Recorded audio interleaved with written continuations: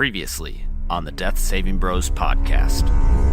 You have 8 hours before the king and Zawadzki are able to track the crown that you stole. So, while Jet and Ogberg are looking through the manuscript, what are the rest of you going to be doing? We have no use for this crown anymore, right? Nope. Prothean, why don't you go get rid of it somewhere via Eagle, and then we can all sleep for 8 hours.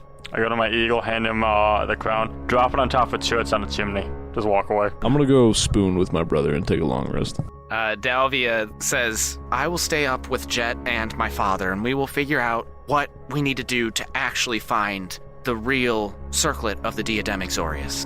So I'm looking for any clues for the location of the real item that we're looking for. What do you think there, Augie? Ogberg has already pointed out that he has noticed some differences between the manuscript that he knows and the one that you have. Here, this whole section is completely different. The part that begins with, the key for our salvation came at the beginning. It's about the only lead I've got at this point. How long were we asleep for? I said 8 hours on the dot. Not a minute shorter, not a minute longer. 8:05, I spear Stan in the doorway.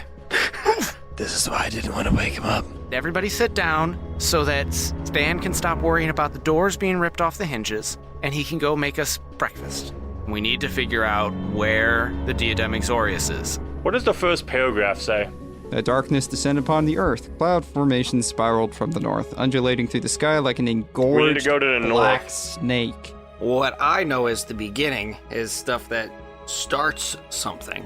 If we were to look at the starting word to each line, maybe that could help us. So if we start at where it says the salvation came at the beginning, we have place, the diamond on throne, hold staff.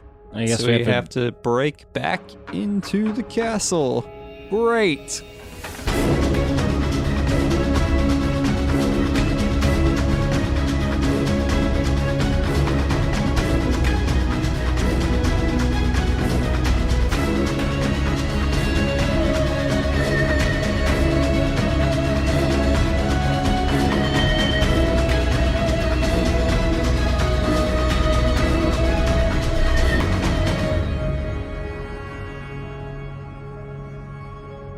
Welcome to another episode of the Death Saving Bros podcast. I am your host and dungeon master, Paul Camper. With me today, I have Ben Renfro.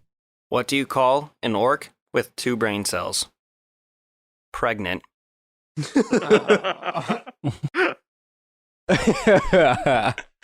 Ouch. Brad Richards. Damn. Hey, Paul. What does a fish say when it hits concrete? I don't know what. Damn. Don't worry. Kill yourself. Matt Smith. How do you protect yourself from heat damage? A high AC. Die. Brad Renfro. All right. Math question for you, Paul. Ooh, Or a trick for you here. So pick any number. 2. Don't say it out loud, you Okay. dummy. Multiply it by 2. Okay. Now add 6. Okay. Divide it by 2. Okay. Subtract your original number. Okay. It's 3. 2. No, that one would be 3 if it was 2, but unless he changed his number. Even with a different number. Actually, I don't think it matters. I think every Yeah, time it doesn't matter. It doesn't matter what number you pick. It's always going to equal 3. Oh yeah, because you end up... Here, Ben, pick a number. Fucking witchcraft. Well, you end up multiplying by 2 and then dividing by 2.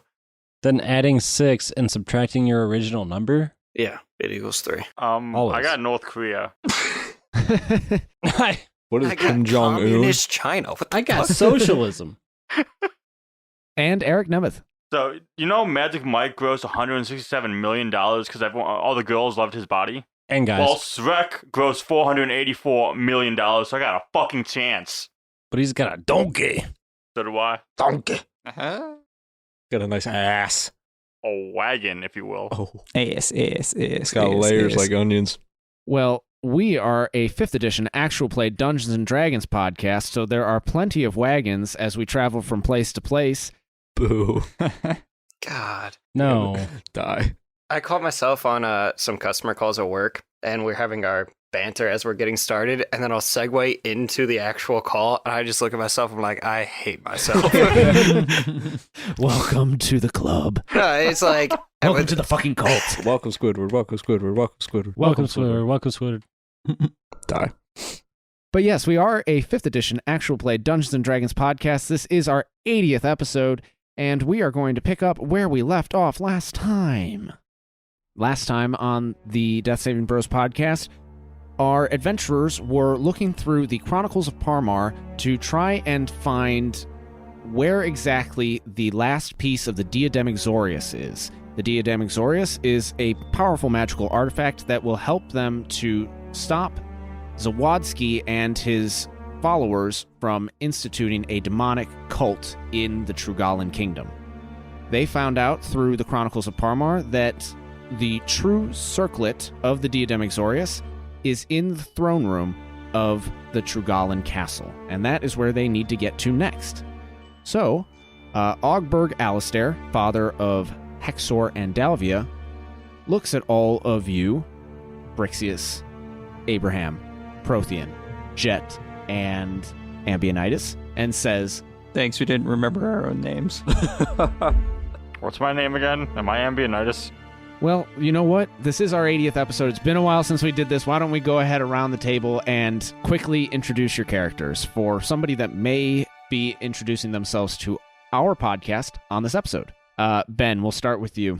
well, I think it's fitting to say everybody else should describe my character, because every time I say something, you guys change his look regardless, so, and I have no say over what my character looks like. All right, Let's nobody just- say Exactly. shit. Let's just take turns describing everyone else's characters. So Brixius here is an orphan.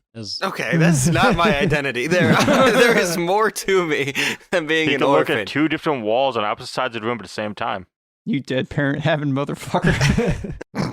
Why don't we introduce our own characters? That way, Yeah, this got real hurtful real quick. It's gonna get hurtful for everyone. Let's just let it happen. Oh. He's a fucking orphan. Damn. Hey, what are you talking about over there, orphan boy? Orphan boy. Although despite our Orphan stats, man. despite our stats, Brixius The still Crimson shows. Orphan.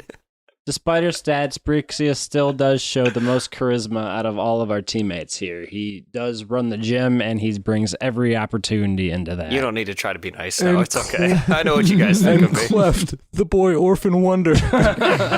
In Orphanati. Orphan here's a who. Doug Dimmadome. Owner of the orphandom. His two Doug main Dimmo powers. His two main powers are not having a mom, and not having a dad. We're all going to hell. Orphans on ass. On ass. That's right. I keep their hopes and dreams in my top hat. I have at least one of their parents up there. Yeah, so I am playing. What's my name again? You Orphan boy. I'm playing Brixius Hammerbottom, one half of the orphan army we have on this party. well, actually, 1/3. I am a third of our orphans here. Two are orphanated by the orphanated. Orphanate. Not including any of Prothean's army. Orphaned. I like orphanated. It's orphaned, you fuck. Two of us were orphanated by the same demon. You're an inspiration. No, so Good on you, mate. I do play Brixius Hammerbottom, Hello, Brixius Hammerbottom. brother to Ambionitis Hammerbottom. Who is also an orphan. He is a 6'9" half orc. I do wear a bucket hat. I have some feather mutton chops, I believe. Somehow this podcast made him out to be this hilljack of a character out here, where it was supposed to and originally described as like a greased up oil bodybuilder without the grease and the oil and not as strong as a bodybuilder. So just like this athletic half orc, but everybody else made him to have these like wide eyes, cross-eyed, like can't talk, can't do anything. So I'm just kind of one of the brutes here, but in not even being able to read or do anything else, somehow I feel like I'm the one mostly making the plans and having the moments of brilliance here, even though I can't do anything half the time. So that's about where I'm at. Matt? I'm playing Abraham Van Halen. I have parents that are alive. That's all you need to know about me. He's a tiefling ranger warlock with an eye patch. It's his main distinguishing feature, under which I have a fake eye, which is magical. And didn't we describe it looking like the Pegasus eye from The Yu-Gi-Oh? Millennium. Yeah. Millennium Eye. Get it right. Like that kind of like gold covered in symbols, like artifact looking shiz. And I guess I have a rugged, road weary look about me. I am a purple boy with some nice horns. I'm a very horny purple boy. But yeah, he basically got hired on by one of the previous party members to tag along with these guys. So that's his whole point for being here. All right, Eric Nemeth. I play Prothean Greymane. He is the charismatic, loving leader of the group. And yes, the carpets match the drapes. What? I got hardwood floor down there. A gray mane. Oh. Oh my god. Yeah, I'm the lawful good character that everyone loves, who is not psychopathic in any way, who judges everyone fairly and all treats all religions with respect. You're also a fucking liar. My character is a human paladin, so he's got a job. Both his parents are alive. I have a large, loving family, good home life. They still send me money because my family's rich as hell, unlike these orphan peasants. Wow. Abe fist bumps Prothean. Yeah. Oh my goodness. And briefly, what does Prothean look like? Mid to late 20s guy with a beard, tallish, muscular, obviously, like, basically what you'd think of like a medieval, rich, pompous knight asshole dude. Well, in that case, I imagine a fat guy. I was just imagining a knight's asshole. I picture Robert Baratheon when you say that. That's just because he said pompous, Paul. Kind of like Jaime Lannister, but not sister fucking. Because Perfect. he's an only child. All right, and Brad Renfro. Okay, my character's Jet. Like the plane is the last name I guess the party gave me here. I don't know who my parents are, but some would say that Sargonis is like the uncle who gave me my first beer. Are your parents alive at least, or do you just not know who they are, or were they also dead? That's an entirely different side quest that no one's ever spent the time to go on. I don't care enough about Jet in game to actually ask those questions, but as a player, I'm He's a actually kind of peasant. curious. Jet has a lot going on that we just haven't decided to take care of. Who would you say your father figure is, Jet? Abe. You at least have a father figure. No, there's just like the main thing about me is I was orphaned at the Temple of Sargonis, and they did like they had like rituals on me where I now have like sort of like a gateway to like the demon plane, and the god of Sargonis sort of like uses it to possess me from time to time. And Jet's a half-elf monk, and he looks like Hiei from Yu Yu Hakusho, dressed in black Goku clothing. Okay. And last but not least, Brad Richards. Yeah. I play Ambionitis Hammerbottom, who is a half orc, half orphan. Half orphan. Half orcphan. Yeah, orcphan. All right.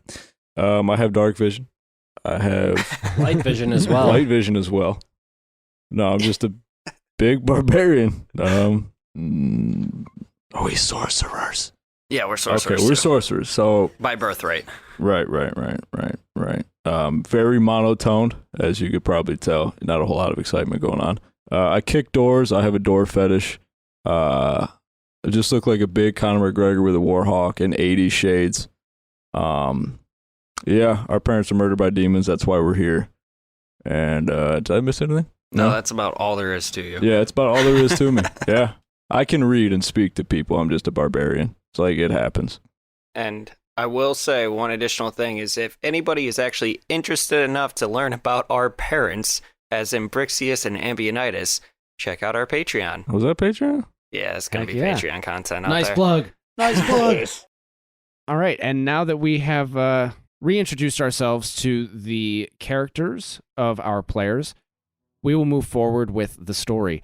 Ogberg Alistair puts away the book and says, all right, the 8 hours are up. We were able to get rid of the old circlet that had a tracker on it. So hopefully Zawadzki and his cronies won't show up anytime soon. But you're going to need to get into the castle as soon as possible so that you can locate the real circlet of the Diadem Exorius and safely store it away so that we can be done and deal with Zawadzki once and for all. If only there was a character that had a list of all the underground maps. I still say we just kick in the front door. Well, Prothean, I would highly suggest that you don't do that because you just did that last time, and they're going to be on the lookout for you. Wait, we never stormed the front door. We flew in from the sky. But Jet, it just so happens that I did put in a call last night to one of my allies. No.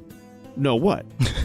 Why would we have to use other allies? I spent all this time drawing up these maps from the other night when I was doing reconnaissance. Jet, your maps are of the inside. We need to get inside first. Like you can read them. Maps are picture-based. I know what they look like. Like you can read them. Well, Jet, I'm sure Can't read the key, though. No. I'm sure that you can talk this over with my companion. And just as he's saying that, you hear, my name's W. How you doing? Yes, I'd like to introduce you to W. He was kind enough to come in on such short notice, and he will be able to help you get into the castle. Why don't you go ahead and describe what W looks like? Exactly like Lord Farquaad. W is an older gentleman with gray, clean-cut hair. He's in a very nice pressed suit with a nice flag pin. He has a big 43 on the back of his suit, like a jersey, with a big-ass W just on the top. And then very nice polished shoes. And, yeah, that's what he looks like. Well, I gotta ask you, what does the W stand for? W. Got a question for you, W. Yes, sir. Have you ever read books? Can you teach me how to read? I'm an orphan. I never learned to read. Well, sir, I was a C student all through school, so I did not do a lot of reading. But I was still elected to a great leadership position, so even though you cannot read, you can still make it in this world. Hexor jumps in and says, yes, as you can see, W did more seeing than reading. He knows his way around the innards and intestines of the underbelly of the city. Calm down there, Bill Shatner. You're losing me. So I don't know much about the innards, as you would say, the insides, if you will. So I see a lot of outsides, not a whole lot of insides. Notice a lot of inside words and outside words. Sometimes inside words pop out. That's how you get in trouble with your wife. Hold on now, it sounds like you're close to using your outside voice. You better start using your inside voice. Dalvia says, but W, you came here to help us sneak into the castle, correct? Is that what I signed up for? I thought this was a read-along. But yeah, I can do that too. I got this fancy-dancy little, a planifier, if you will. It's a director. It directs. And what does this director look like? Well, looks like a director. It's just a really shitty piece of shit compass. Like, just busted as fuck. Doesn't point north. W. Yes, sir. I think I've heard of you before. I think I went hunting with one of your friends. We lost a guy in that hunt. Oh, I know about this one. That be my old good buddy Dick C. What a great guy. So I don't know, never know where old Cheney is. He likes to play hide and seek in the office. I go to sit down on my desk, he's hiding under the stand. I go, what you doing down there, Dick? He scares the hell out of me. Ogberg jumps in and says, what you see, W here is a deep undercover agent, and he has been working diligently for the Purified inside the clergy administration. In their bowels. Exact opposite 5 minutes ago. I don't know nothing about the innards, but I know everything about the bowels. But, W, do you have one of these cards? And I pull out my card of the Purified. Shit, I'll do one better for you. I have it tattooed on his ass. And I just show a little butt cheek action, and it's there. Do you turn around and pull out your butt cheek a little bit? Well, yeah, just a little bit. It's right under the W tattooed I have there. When W turns around and pulls out his ass cheek. God, now I'm starting to, like, I hate you. When W turns around and pulls out his ass cheek, Brixius is just going to give Ambionitis that look. Yep. And Ambionitis and Brixius Spear him. are going to spear him.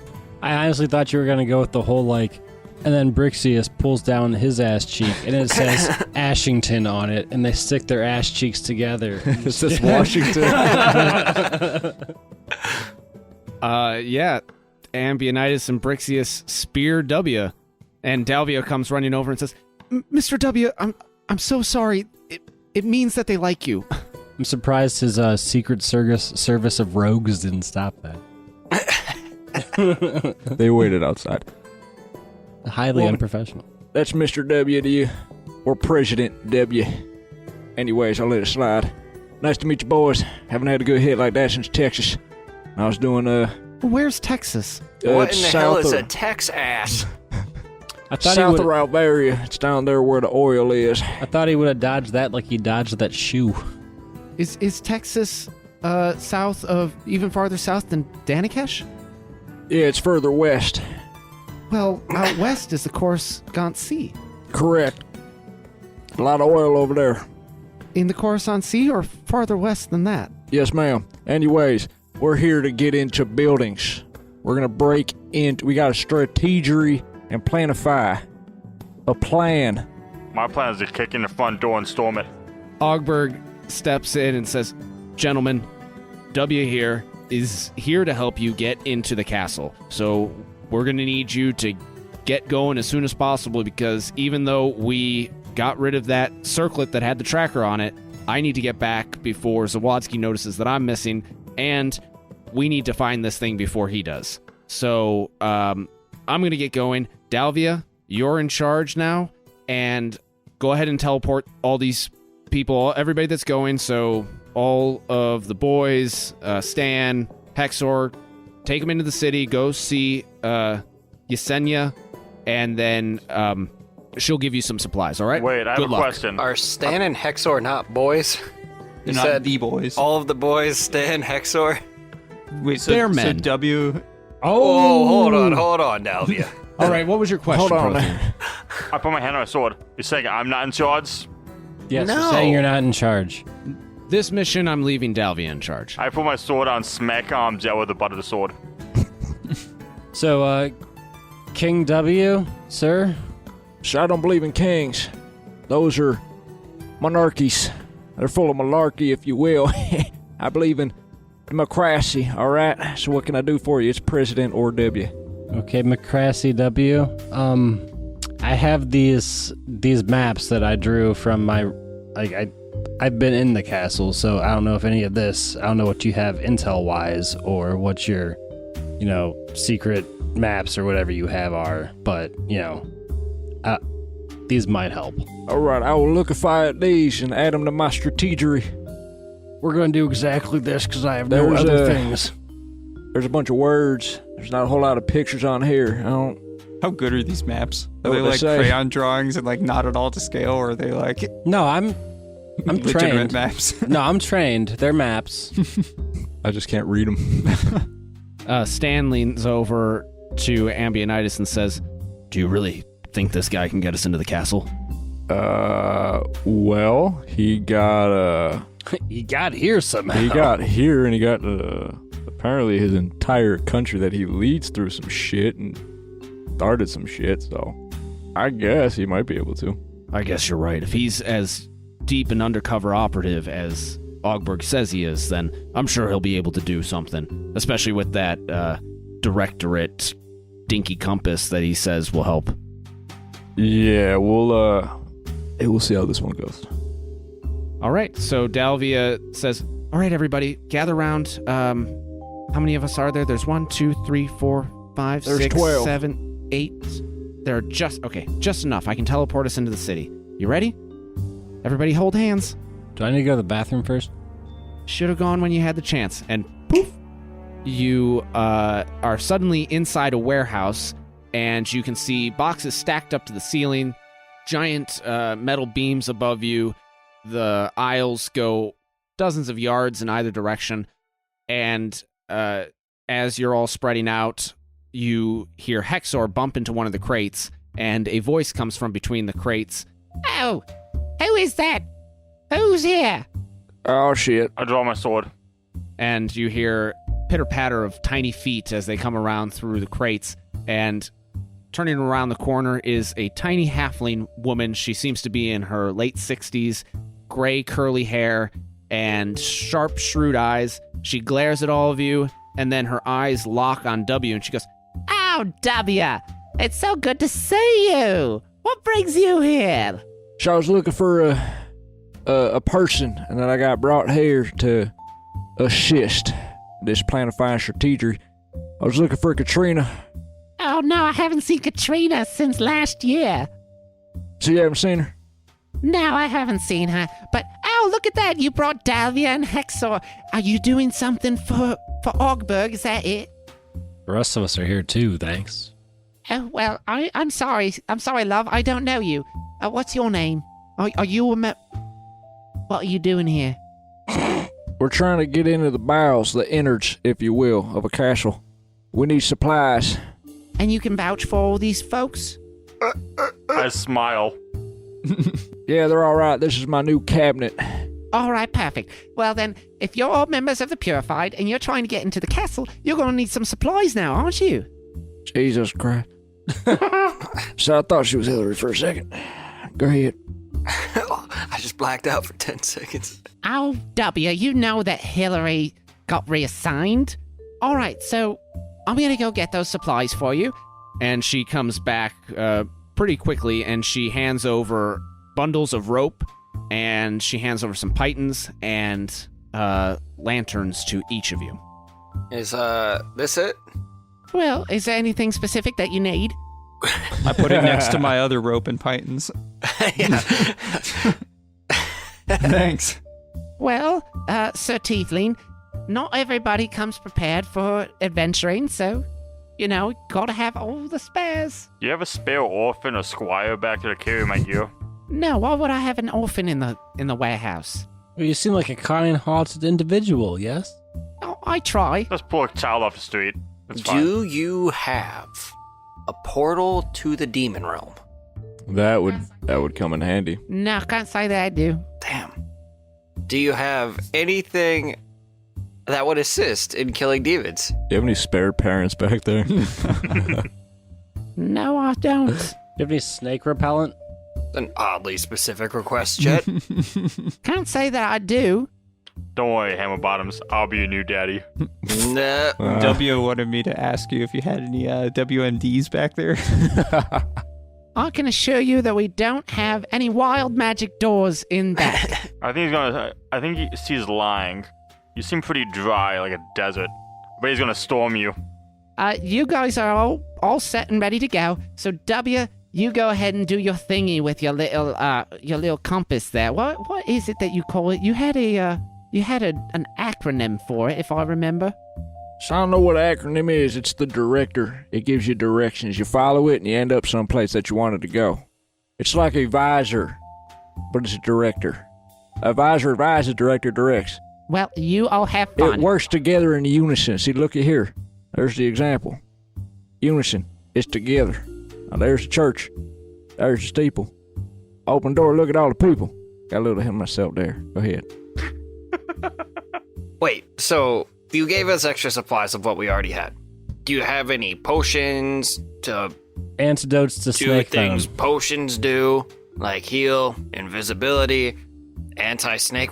Oh, well, if you wanted something specific, sure. I've got a couple healing potions. And she gives you each a regular healing potion, 2d4 plus 2.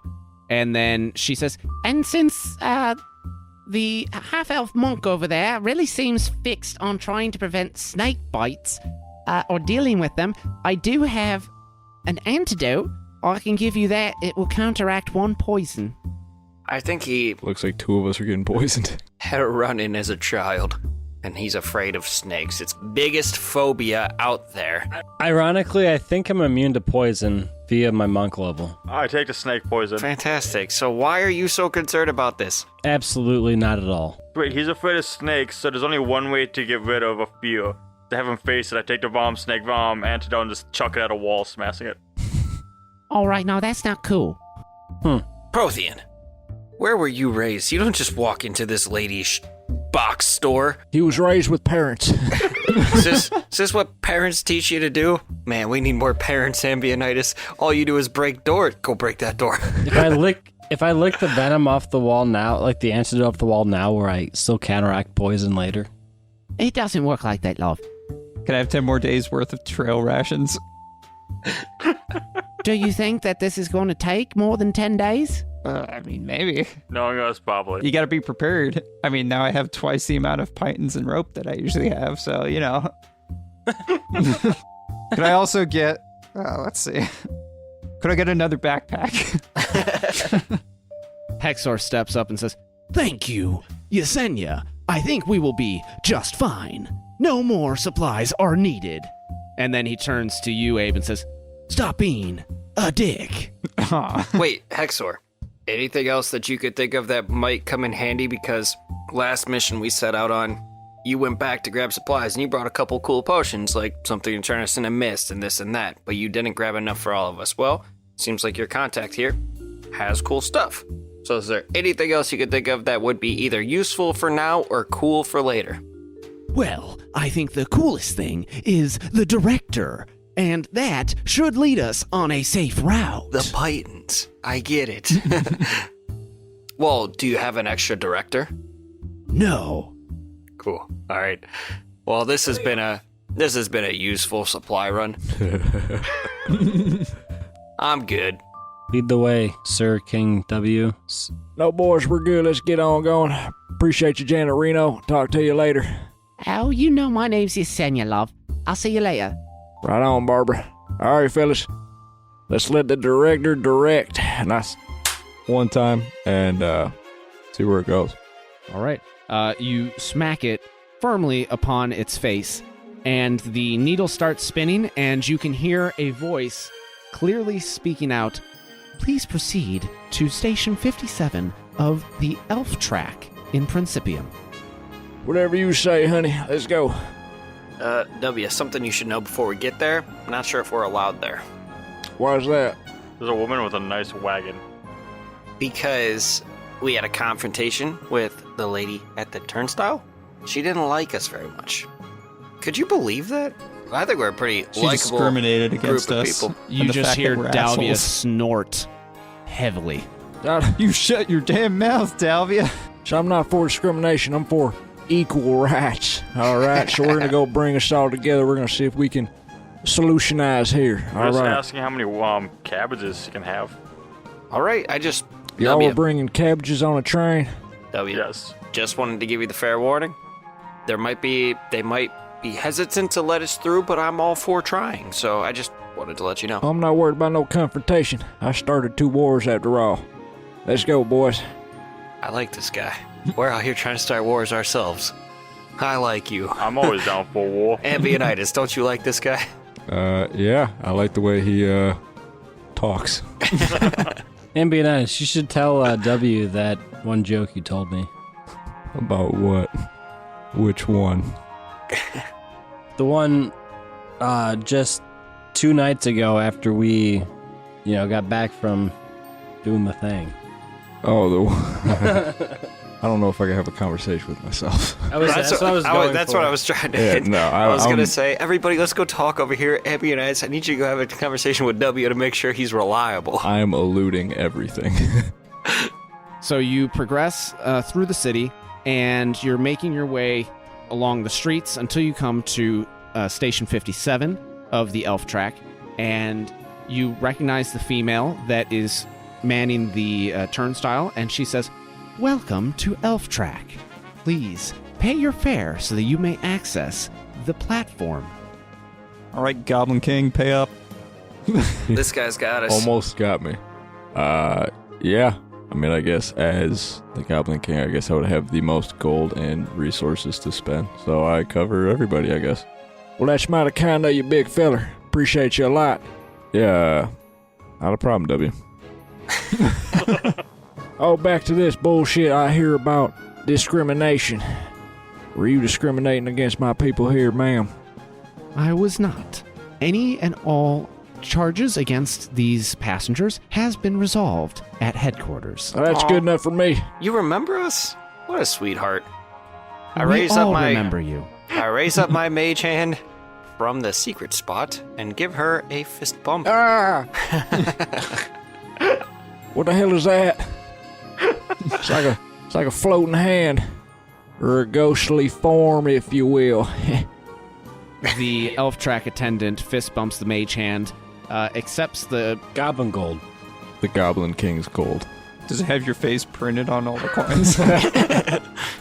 accepts the fare from Ambionitis, and then she steps aside and says, "Please proceed to the elf track platform. The next train will be arriving shortly."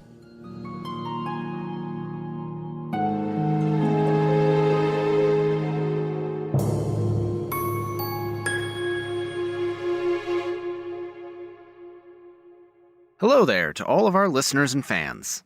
Today was an exciting day for us, not only because we get to post another entry in our adventure, but also because we hosted our first Patreon video chat.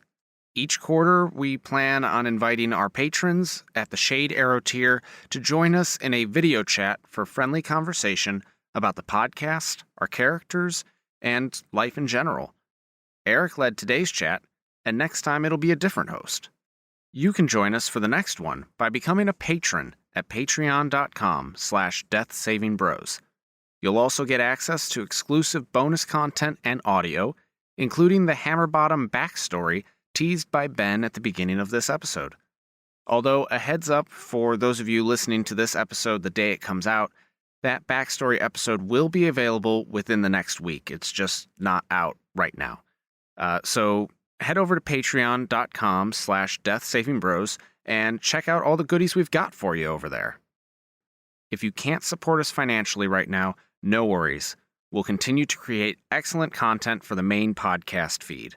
But if you're a listener and enjoy the show, please leave us a 5-star rating and review over at Apple Podcasts, Stitcher, or Podchaser. It's a great way to show your support. It helps boost our position on the podcast charts, and we love hearing your feedback. As a thank you, we'll even read your review on the air. So please go, and if you haven't yet, leave a 5-star rating and review. And aside from that, there aren't too many other new announcements on our end. A couple episodes ago, I hinted that we had something big coming down the pipe. Sad to say that particular project did not work out, so I guess we'll just have to come up with something else instead. Keep you posted if anything comes along. We also continue to have a great selection of Death Saving Bros artwork available on redbubble.com. The newest thing over there is that we did some reorganization and expanded the number of available items, specifically in regards to the chaotic neutral at best design. But all other designs remain the same, including the amazing character artwork from the incredible Mitchie Blue on Instagram. The last thing I always like to do before getting you back to the episode is to recognize those that have made this show possible. Will Savino continues to amaze with his fantastic music, and we're happy to feature his work on the show. You can get access to his music, too, by visiting patreon.com/musicd20. And of course, there's no one to thank more for their support than our patrons. Those who pledge at the $5 tier get a shout-out at the end of the show, but the following individuals have pledged to support us financially at the $10 tier or higher, so they get their supporter shout-out right now. Ryan Cushman, 2x Tyler, and Gene L. Jackson. Thank you all for your support. Without further ado, we now return you to your regularly scheduled programming.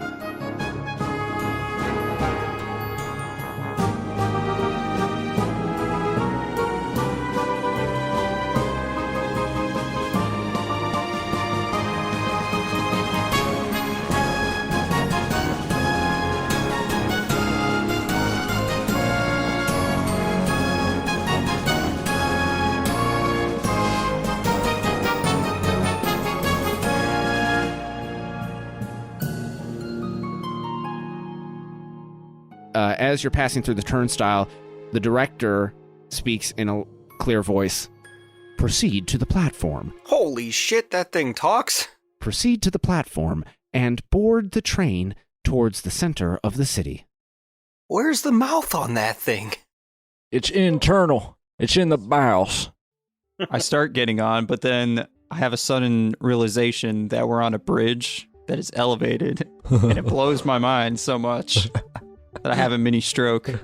W, Yes, sir. where you come from, do they got these bridges here?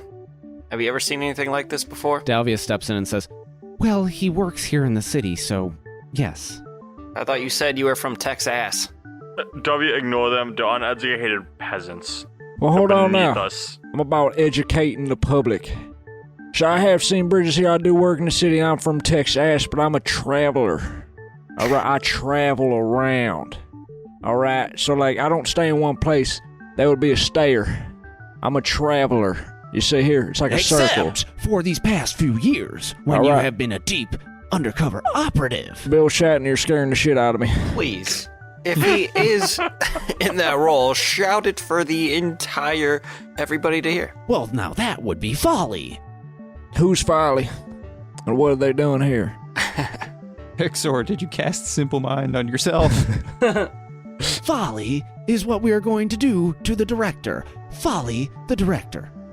I thought it was follow. This guy don't know words. Yeah, I've been trying to tell him, what an idiot. I donkey kick him. See, I know that one. Donkey kick is funny. Yes, I See, like I'm not a nerd. And what you did to me earlier, it's called spearing. Everybody knows this. Ambionitis. I pull out my dagger. Can I cut Hexo's tongue out? He's annoying me. This guy gets it. Prothean. I toss up an air and it just magically lands back in the seat. That was cool. That was cool. Ambionitis. Yeah, I like this W guy. I like him too. He knows what spearing is. He understands comedy. At that point, you hear the clattering of hooves that sound almost like train wheels going out over tracks on an elevated train. And it pulls a giant wagon of cars led by a team of horses, pulls in front of you on this platform at the top of a brick staircase. And the director speaks in a voice that you can all hear. Board the train. It's all right, fellas. Stop staring at all the asses out front. We got to get on this train. So we go on the train. All right, and the wagon doors are closed, and you hear an amplified voice speak out and say, next stop, Artisan District, Baker Street. And then right after that, the director speaks out and says, disembark from the train at Artisan District, Baker Street. I dive out the window. Dalvia says, you're going too early. Yeah, I guess Ambionitis would Kool-Aid Man smash through the wall of the train again. We just keep breaking.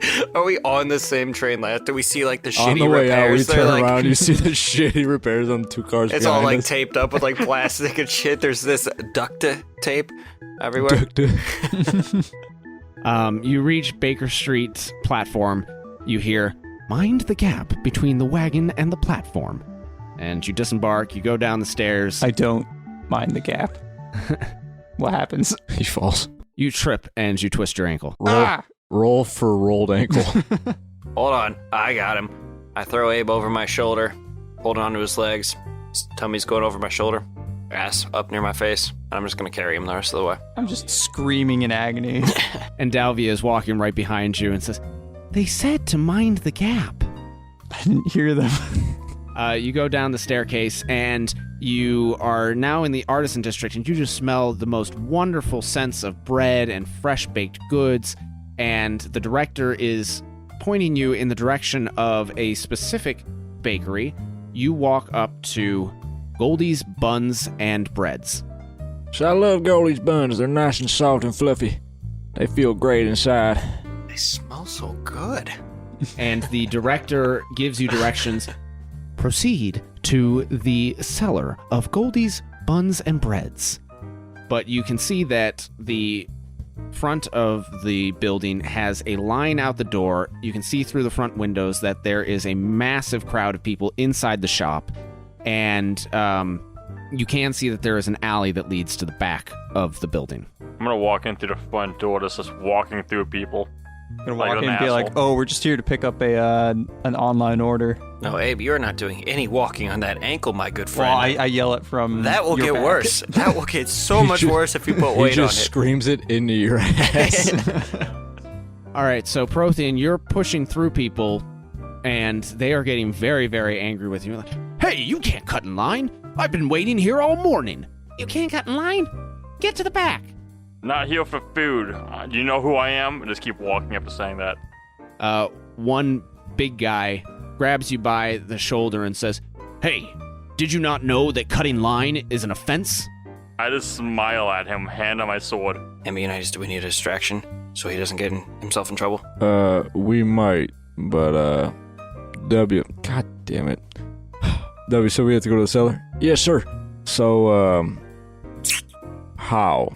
Well, he's about to get his ass kicked, so that's a distraction. We need a distraction out here to lure people out here so we can get in there undetectified.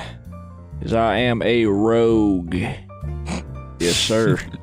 Brixius hears the word distraction, and the mage hand goes a couple extra inches away from his body. So hold on now, I didn't say no, distraction, if you will. Got him. Anyways, This guy we need a gets it. distraction. Give me some low bones. Fuck yeah, brother. All right. So, Now, W, check this out. And I prestidigitation. Yeah, you got it. All right, I want to do that. Big sparkle, big kaboom. You know, we keep doing that where you do a kaboom and sparkles, but can you make Does a it loud work? noise with prestidigitation? It's canon at this point, if not.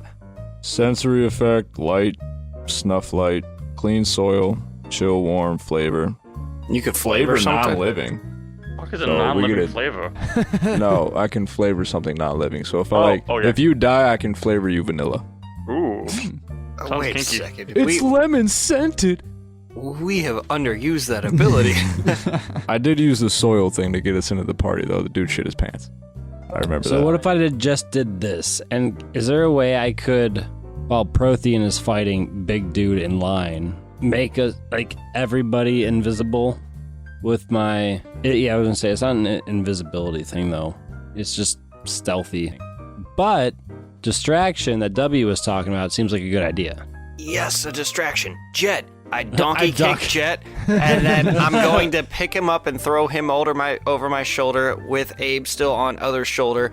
W, you lead us where we need to go. Ambionitis, get Prothean out of there. And I'm going to start hauling ass, shouting that we need a medic because we have injured folk, and I'm just going to start hauling to where we need to go as if I'm taking him to the hospital or to get healed up. Paul, can I roll for intimidation against this guy? Because my hands on my sword and my smile, I get advantage with my smile. It's canon. No, you do not get advantage with your smile. That's not canon. It's more canon that I always say no. You can roll for intimidation. Brixius, you donkey kicked Jet and picked him up, and you're running away, but you need to get to the cellar of this bakery. Out of my way! Out of my way! I'm following this director thing that my friend W has. We know a place. W, lead us. I got a 17, by the way. Okay, the gentleman that stopped you in line is intimidated by your creepy smile, but he says, it's just not fair.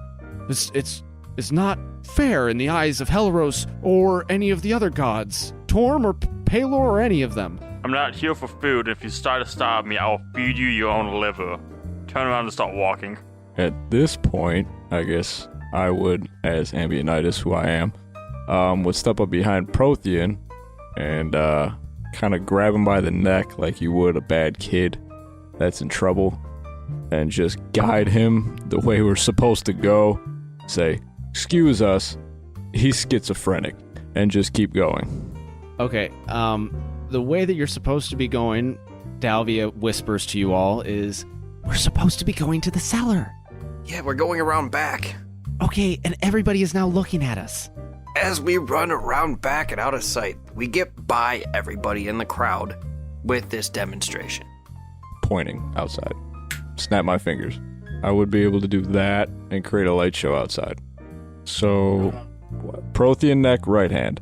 Point back, left hand, snap, finger point, light show outside. Okay, so prestidigitation is going on out in the street. All eyes are on all of you. Ambientitis, did I donkey kick too early? Did I need to Yeah. wait for the light show? You fucked that one up, All buddy. right, I set Jet down. Come and spear him now. I would, I guess, spear him, and while that is going on, W would turn around and say, My good people, what the fuck is that? All right, give me a deception check. And Jet, how many HPs are you at this point after multiple donkey kicks and spearings? I'm not reposting anything. Well, I appreciate you. If he loses another health, he's gonna have to start doing death saving throws. Thanks for said taking what? multiple for the team. Deception. okay, W only speaks the truth. 17. The majority of the people do look where you point, which is the opposite direction of where you need to go if you're going to go around back to the back door of this bakery. Everybody give me a stealth check. Well, I guess Abe and Jet are both on Brixius' shoulders, so all we would need is a stealth check from Brixius, from Prothean, from Ambientitis, W, and from Dalvia, Hexor, and Stan. Can I assist Oh, god damn it. Brixius on his stealth check by scrunching up to appear smaller? Sure, I will allow you to do that. That means that Brixius has advantage. And can Jet also assist me by covering half of my body as well so people don't see me as I'm the stealthy one? Well, as you guys are trying to move away from where W has just pointed, Hexor says, Jet, if you have any shadow effects, now would be a very good time. If you can move boulders, why can you? No. I guess this is the time for Veil of Shadows. I rolled a 3, by the way. I'm not gonna add anything onto it because I know I failed. It's okay, I rolled a nat 20. So Jet, I don't even think you need to use waste a spell slot here. You're welcome for your advantage. Thanks. It's hard to lie about my rolls when Paul's on the same table as me now. I'm just kidding. I did roll a nat 20 though. Oh shit, I had to do that too for both. Yes. I rolled a 3, so I'm not even adding anything on to that. This is a natural 3. I know I failed. People don't pay attention to the giant half-orc who just donkey kicked somebody, set him down so he could get speared again, and then picked him back up to run. Well, Prothean, you are going to want to add stuff to that because Jet did say that he's going to use his Veil of Shadows Pass without trace. to do Pass Without Trace, which, if you want to remind the listeners what that does. So when I use Pass Without Trace, it is an action that is 2 Kai points to create a Veil of Shadows around me and my teammates, essentially, to give them a plus 10 to stealth checks. 15 then?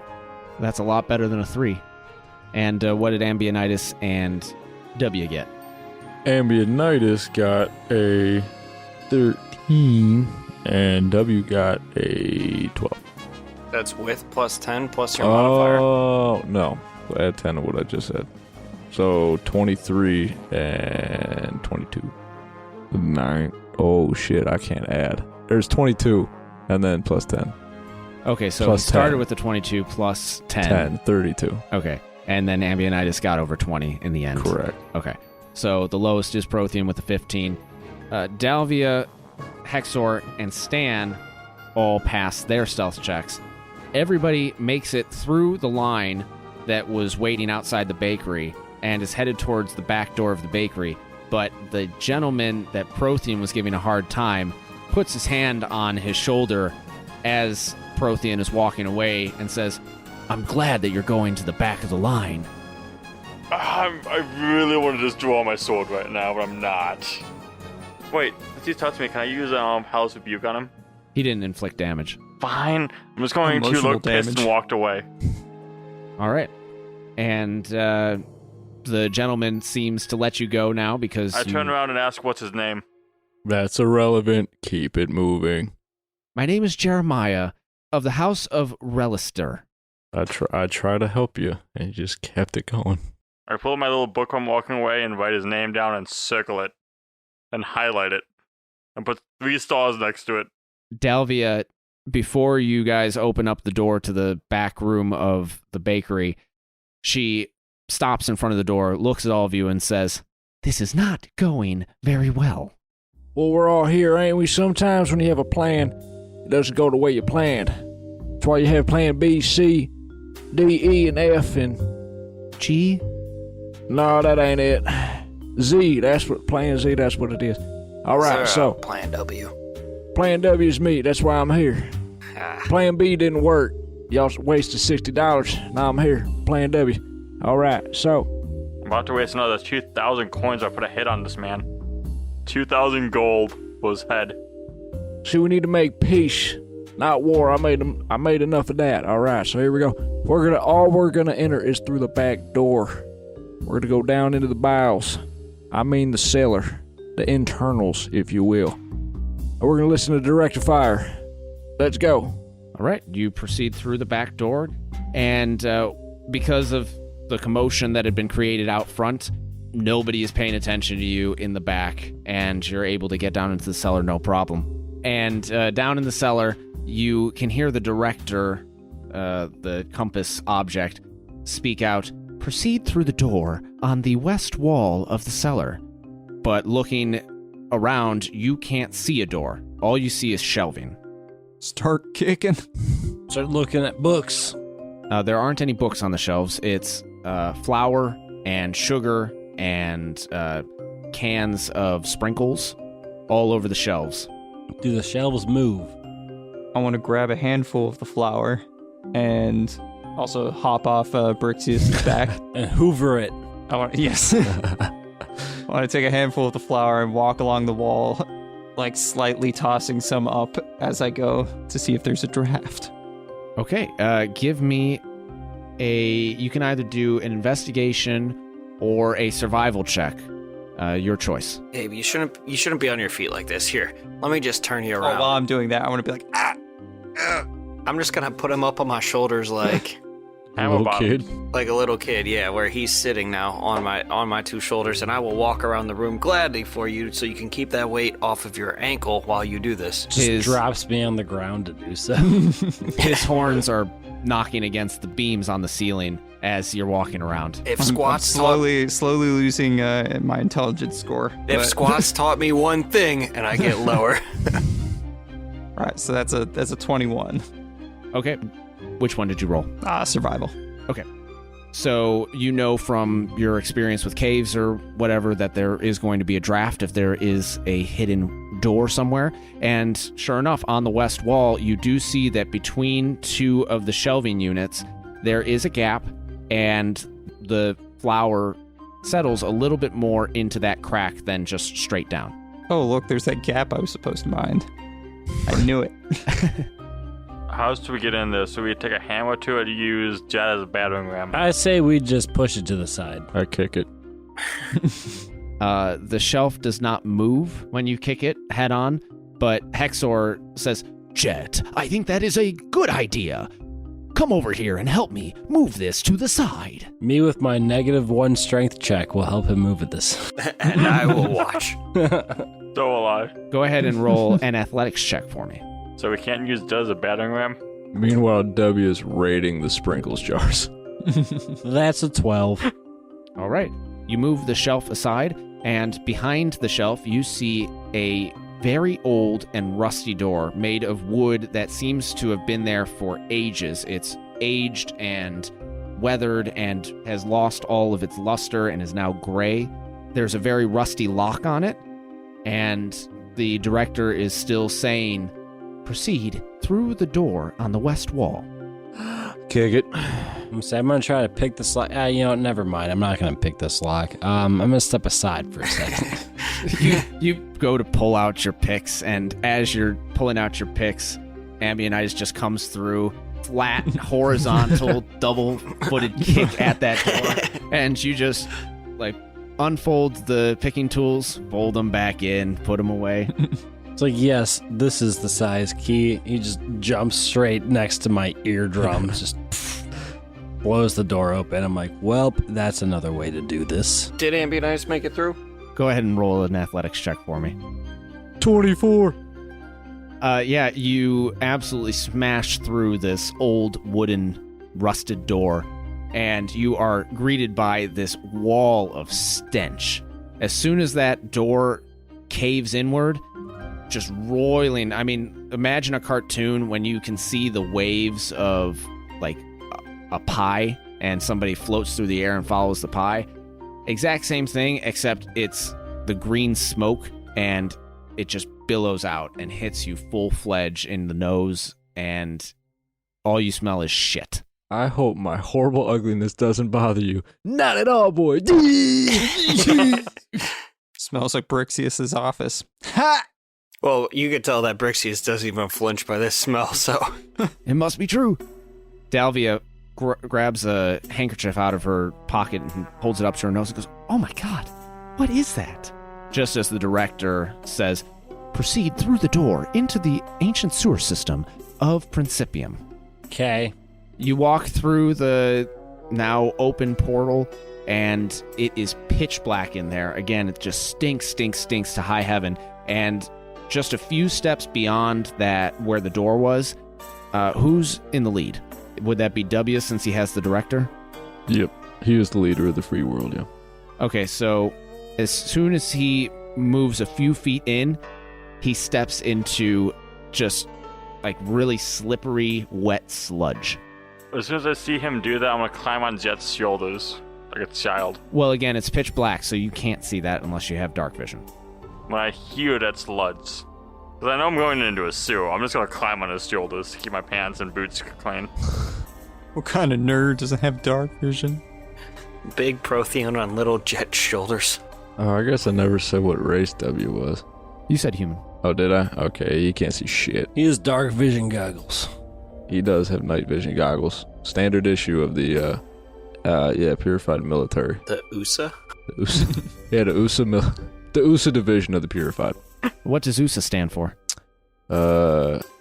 Under secret agents. Not United Secret Agents? Nope, under. Because they're undercover. Die. I'm really fucking being tested this episode. All right. Yeah, so like Prothean can't see, W has night vision goggles. I sure do. Then Prothean's the only one that can't see. Are you guys going to light lanterns to lead the Nope. way? You're just going to let Yep. Prothean... But we did get all these lanterns. You're just going to let Prothean ride on your back then? I just heard extra rope, extra pythons. Never said anything about needing torches. Damn it. One thing the Hannerbottom Gyms taught me is to never skip leg day. Okay. And I saw it in you, Jet, when you moved that bookshelf. I was so proud. It took a lot out of me. I'm going to use my 10 extra pythons, and I'm going to bang them together to create sparks. And that's going to light the way for Prothean. Prothean, do you not have torches of your own? Oh, I do, but I'm being carried right now. I let a torch and it's like, do you wear a headband? I mean, as soon as you jump on my back, I'm gonna tie a headband around my forehead and just say, "Never skip leg day," and just start like I'm gonna be trailing like a little bit behind everybody, but you know I'm still gonna be just doing like a squat with every step I'm taking. I'm gonna light a torch and use your headband to keep it stuck to your head. Oh, this is rude. You proceed farther into the sewers then, and as you're going, you're proceeding following the directions of the director. The compass is still talking out loud, saying 60 paces forward, turn right, turn left, and then after a while you don't hear anything as it says continue forward, and you're continuing forward for a long while, and then I need to know what everybody's passive perception is. 17. 16. Mine's 17. 14. 14 and 21. Ambionitis only has a 14? That depends. What is he supposed to be perceiving? All right, so Prothean and Ambionitis. Damn. You two are the only ones that don't notice that there are ripples forming off to the right. Hey, Ambionitis Prothean. Rest of everybody. You guys notice those ripples over there? I draw my greatsword and start poking at the water. I did, but I wasn't going to say anything. I didn't, but that's unfortunate. As Prothean draws his greatsword and starts poking at the water, suddenly there is a flash of dark green scales, and Prothean, you are going to get hit by a snake bite as it lunges from the water straight for your jugular, and it is going to hit you for 48 damage. And then we are going to go ahead and enter a skill challenge. Holy fuck. So I need everybody to roll initiative. Paul, you do know I'm immune to poison, right? You're not poisoned. Oh. It's just poison damage. I rolled a 17. 18. 19. I rolled another natural 3. I don't know. Ben rolled 3s like 4 times in one episode. So wait, did the snake jump at me and just ignored Jet, who I'm sitting on top of? Well, it's like he really lunged at me, but I ducked a little bit, so he got you. But you spun around and blocked it. You were also the one poking the water with your sword. Fucking child. Oh, W got 21, and Ambionitis got a 22 because he rolled a natty 20. Well, then in that case, Ambionitis, you're first. So for the skill challenge, it's been a while since we did one of those. We are going to use any of our abilities to try and figure out how to get out of this situation. Whichever skill you want to use, you're just going to have to describe how you use that skill. And just as this snake lunges at Prothean, the director, the compass, is going to start saying, Na pedeset stola, skrenite desno. W, your thing is speaking terrorist. All right, now Ambionitis, what would you like to do? You're in the dark, you have a snake lunging at Prothean. Okay, so I'm going to use athletics. I want to, in one swift motion, turn, draw my warhammer, and swing up at the snake. Fuck. 13. 13 is not enough to pass the skill challenge check, so that is one failure. Good. So what does it look like when you miss?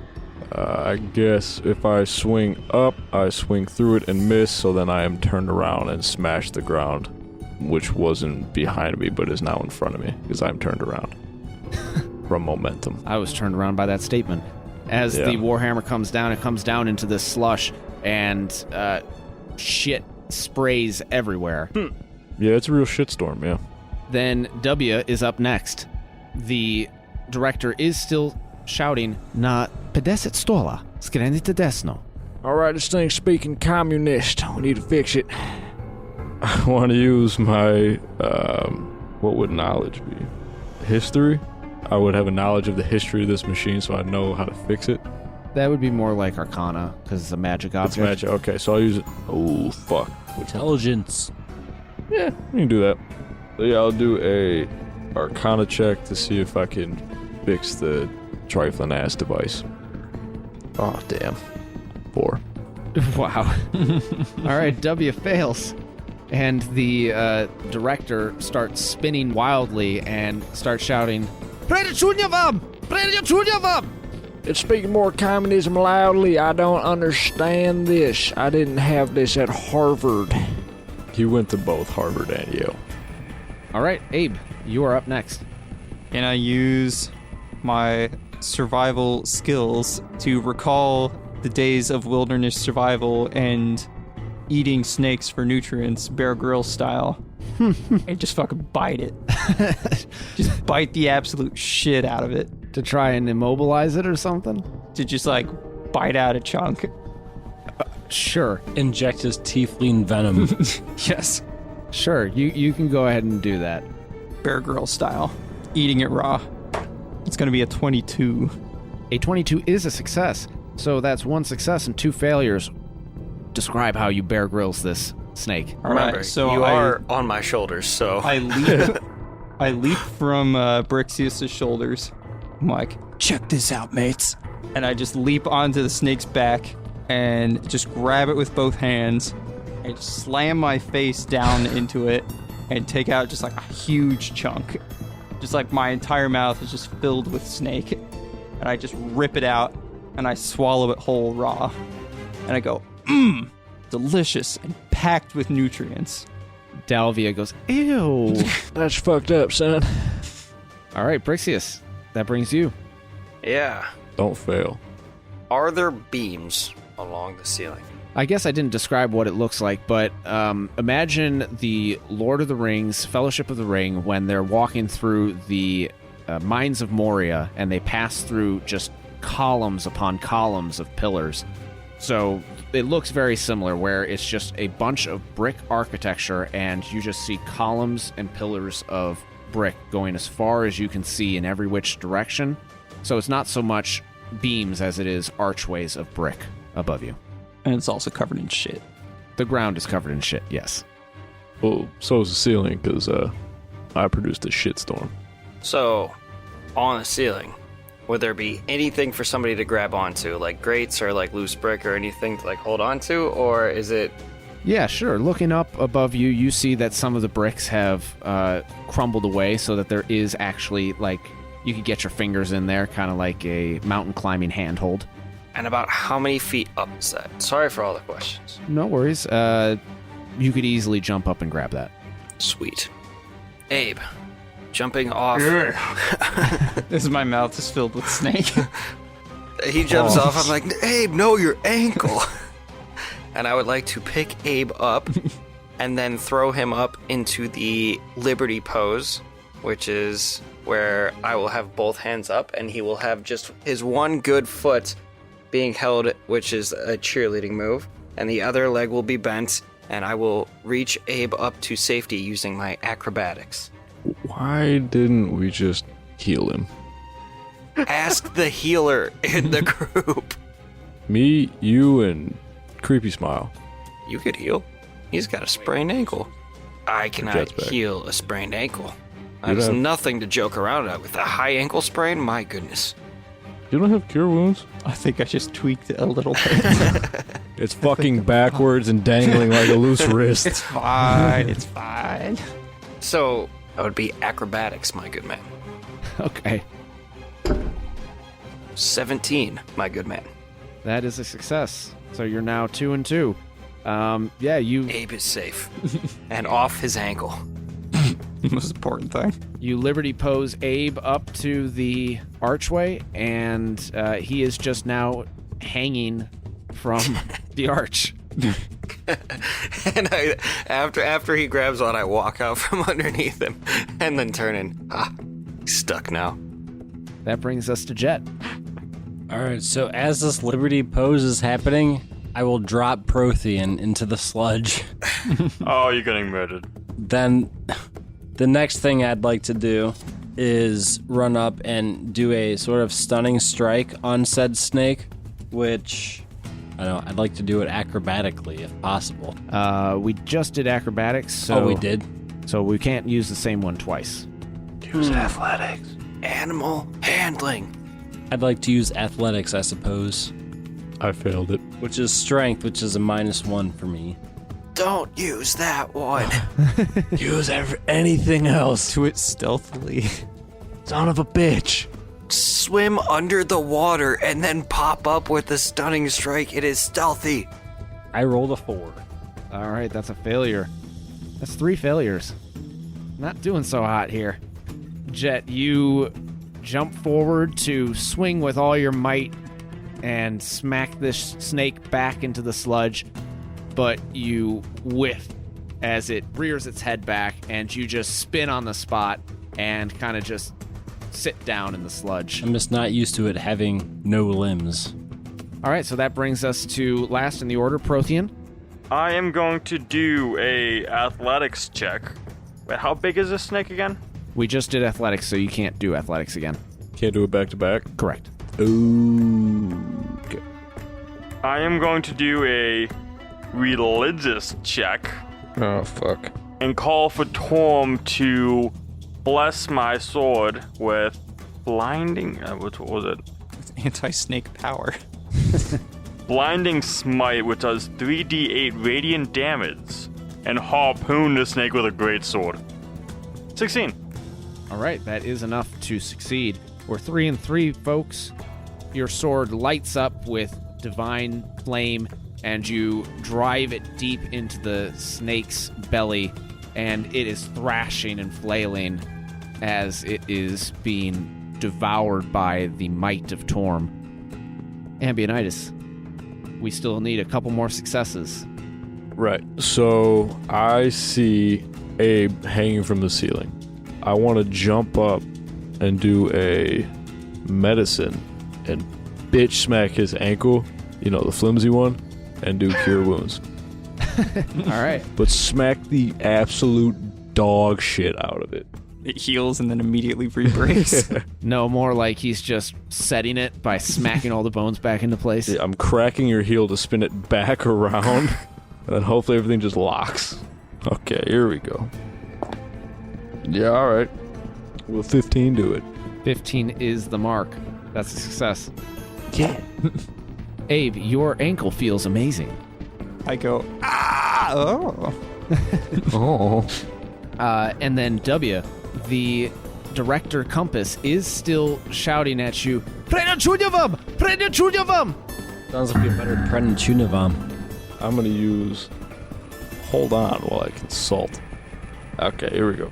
I would like to use insight to figure out why the fuck it's speaking in Al-Qaedanese. All right, roll insight. 15. All right, that's the final success that we needed. So you realize that sometimes, because this is a very powerful magical object that is actually part of a larger set of magical objects, sometimes this thing goes on the fritz and just needs a slight retweaking of its dials and buttons, and it'll start speaking in normal tongues again. I lied, it was a 17. Even better. I can't add. So then, as you fix it, what do we actually hear this thing shouting? Once he starts fiddling with the dials and buttons, it's still shouting, Predachunyavam! Predachunyavam! Proceed up the stairs, 50 feet to your right. It's speaking directions again in Americanized forms. Let's go, fellas. Fuck the snake. We gotta go. And you all proceed following the director, and Prothean, as you withdraw your sword from the thrashing snake, it stops flailing and just floats away in the sludge. You guys proceed up the stairs following the directions of the Director Compass, and after many, many stairs, you start to realize that this all seems very familiar to you. If anybody wants to give me an insight check, First one done, bitch. and it can't be W. Yeah. 14. Can only one person do it, or No, anybody that wants to. that's a 1 plus 7. 19. I got like a 24. They did better than me. All right, so Jet and Abe both recall that this is the same staircase that you all had descended when you were escaping from the castle in your flashback. So this staircase will lead directly to the great entrance hall of the castle of Trugala. And just as you realize that, you come to a door that is locked and barred. And you know that on the other side of that door is the entrance hall. So you will need to, it would be well advised to be stealthy and quiet, because the director is saying, proceed through the door, make a quick left, and then use the door hidden behind the next tapestry to proceed through the servants' quarters. So I should cast Silence to let Ambionitis try to kick this door down. And when he may or may not proceed, I should pick it with my lock-picking kit. Do you cast silence on it? I do now. Oh, okay. I'm kicking the fuck out of it. Silently. 23. You kick the door, and because there is a bubble of silence around that door, I ask for low bones. Fuck yeah. It's the first time I've gotten low bones, guys. Quick donkey kick him before he gets too full of himself. It is still silent, right? it is silent. He but you- never hears me coming with a hard-ass spear. It's true. the bar on the door shatters as Ambionitis kicks it, and you're able to open the door, quickly make a left behind the tapestry, and proceed into the servants' quarters. You follow the director's instructions as it leads you up through a tower, and before you know it, you are at a window, and below the window you can see a walkway. It's only a short drop. You could easily hop out the window and onto this walkway. The director compass tells you to jump out that window onto the walkway, and as you turn behind you, you can see that this walkway leads into the throne room and actually leads to the viewing gallery / musicians gallery that overlooks the throne room. And that is where we're going to end our episode. We will pick up next time, and you will have an opportunity to get down to the throne room floor and steal that crown from wherever it may be. I wish I would have speared Jet right before the low bones connected. No low bones for you. He sees the low bones like coming slowly and slowly together as they're like an inch apart right before the knuckle kiss happens. That's what Just I gets pictured, obliterated. but if it's canon already that you did it, fine. All right, those of you that are listening, we hope you enjoyed this episode. And if you did, or even if you didn't, head over to Apple Podcasts, Stitcher, or Podchaser and leave us a 5-star rating and review. We would love to hear your feedback, and you will get read on the air. If you would like to keep in touch with us in between episodes, we are always available on social media at Death Saving Bros, on Facebook, Twitter, Instagram, and Reddit. We also have a Patreon at patreon.com/deathsavingbros, where you will get access to exclusive content, including bloopers, recaps where we kind of go a little bit off the walls and just have a conversation before each episode, and other extra content. If you would like to keep in touch with me personally, I am available on Twitter at HBCamper or on Instagram at hbcamper.14. Find me at benfro15. You can find me at ima_b_rad. Follow the Reddit or tag one of the other guys, and they'll probably tell me about it. No, we don't. You'll never find me. I'll find you. And you can find me on the PlayStation Network as FATT-Smith. I'm never playing with anybody except Gene. Vermintide. And for all those of you who are listening in your homes, in your cars, or wherever you may be, keep saving those death throws, and we'll see you on the next one.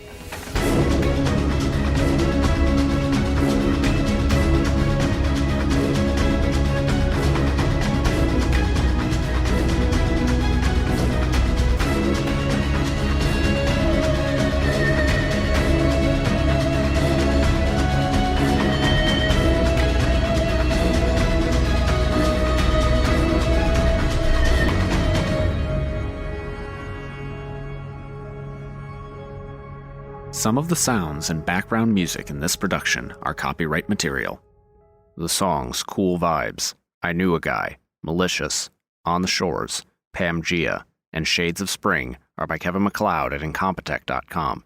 These tracks are licensed under Creative Commons Attribution License 4.0 and sourced from filmmusic.io.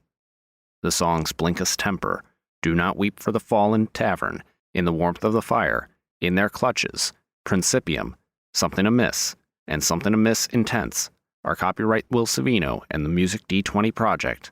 These tracks are used with permission, all rights reserved. The track Silent Motion is music by Orchestralis.